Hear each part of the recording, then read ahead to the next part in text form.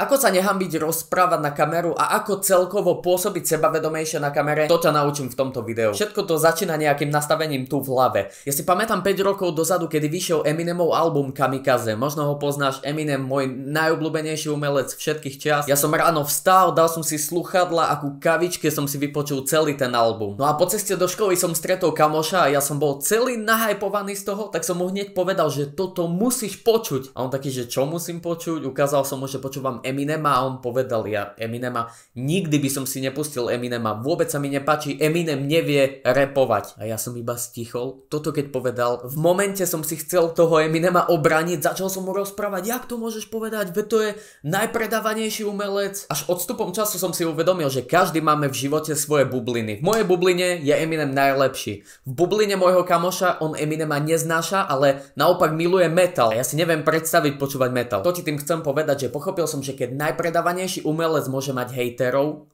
ktorí mu hovoria, že nevieš rapovať, nevieš toto, tak logicky každý z nás môže mať hejterov. Vezmi si svojho obľúbeného umelca, ktorého počúvaš každý deň alebo sleduješ každý deň. Verím tomu, že aj on má hejterov, že aj on má dislajky na videách, že aj on má ľudí, ktorí by ti povedali, ja s tým nesúhlasím, jeho názory sa mi nepáčia. Každý máme svoju bublinu. Takže v prvom rade priprav sa na to, že hej, keď sa ukážeš na video a dáš to video na sociálnu sieť, tak ľudia ti napíšu, aký máš zlý hlas. Ľudia ti napíšu, ako vyzeráš, že nemáš charizmu, alebo že máš krátke nohy. To mimochodom fakt niekto napísal Kevinovi Hartovi do komentára. Preto si musíš uvedomiť, že aj keby si rozprával, mal prejav, jak Martin Luther King, nikdy sa nezapáči všetkým, budú ťa hejtiť. Ale v momente, kedy si to uvedomíš, tak si uvedomíš, že počkej. Takže ja keď urobím toto, budú ma hejtiť, keď urobím toto, budú ma hejtiť. Presne tak to je a preto nedáva význam skrývať sa pred tým. Zároveň nám to dáva možnosť robiť čokoľvek, čo chceme. Počuj, ja som vedel, že bez ohľadu na to, čo mi Jožin z Bažin napíše do správy, že čo si o mne myslí, takže potrebujem dávať na sociálne siete videa, lebo videa, tvoja tvár si buduje najväčšiu dôveru, to znamená tvoja tvár predáva, tvoja tvár si ty, tvoja osobná značka. Dokonca to nemusia byť sociálne siete, ale nejaký obyčajný meeting. Pre niekoho je to nič, pre iného je to stres, spotené ruky a tak ďalej. Ten kľúčový tip, ktorý mi zmenil život je, že som začal brať kameru ako kamoša. Ja sa teraz nerozprávam s kamerou, ale rozprávam to kamošovi, s ktorým sedíme spolu na káve. Maj stále na vedomí, že ľudia vycítia autenticitu. To je taká naša super schopnosť, že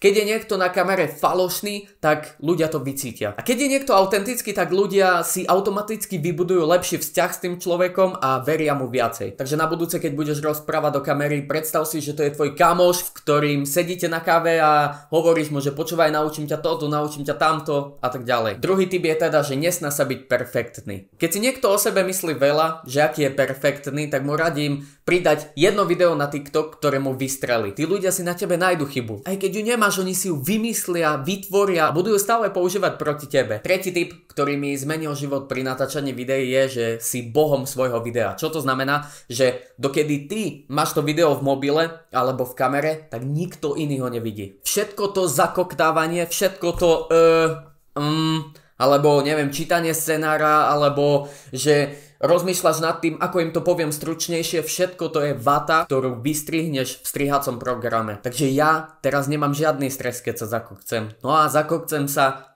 zasmejem sa a poviem si, dobre, nádych, 3 sekundy, poďme, idem dať túto vetu ešte raz, lebo ju dám lepšie. Raz, dva, tri, poviem ju ešte raz, zvyšok úplne vystrihnem. A teraz si predstav, že koľko tvojich obľúbených tvorcov, každý jeden z nich má kopec chýb, aj keď tvoria už roky. Iba ty tie chyby nevidíš, lebo on ich vystrihne. Ty si myslíš, že wow, to oni tak vedia pekne plynule rozprávať na kameru? Nie, nevedia.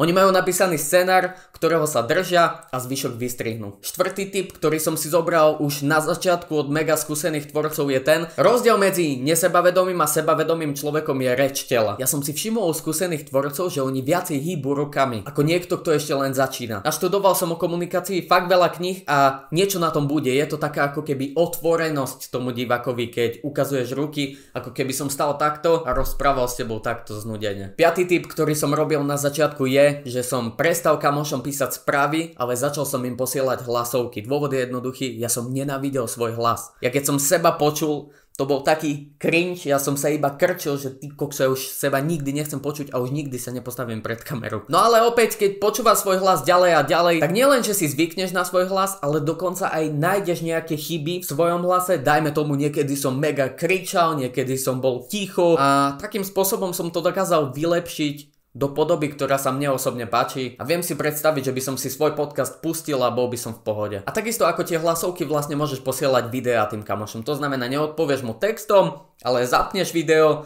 natočíš, pokúsi sa mu to čo najzrozumiteľnejšie povedať, keď ti to nevyjde, nevadí, vypneš video, zapneš ešte raz, potom mu to pošleš. A taký bonusový tip, ktorý nemá každý k dispozícii, ale je veľmi efektívny, je keď si necháš naložiť od druhých ľudí. To znamená, my v tvorcovskej komunite máme sekciu, ktorá sa volá grilovačka a tá je určená na to, že ty tam dá svoje video a ľudia ti ho zhejtia, alebo dajú takú konštruktívnu kritiku, že čo na tom videu bolo dobre, čo na tom videu bolo zlé a namiesto nejakých nevedomých chýb ti členovia našej komunity hneď napíšu, že toto by mohlo vyzerať lepšie, toto si viem predstaviť lepšie a ty sa z toho môžeš iba naučiť. Čo je podľa mňa mega vec, lebo podľa mňa každý začínajúci tvorca, poviem to za seba, ale myslím si, že to tak má každý, veď mi môžeš napísať do komentárov, keď tie prvé videá natočíš a ideš ich pridať na Instagram, alebo TikTok, alebo YouTube, tak si ich pozrieš aspoň 10 krát, že či nie je tam nejaká chyba, nezakoktal som sa, nie je tam, čo keď mi toto napíšu, čo keď hento.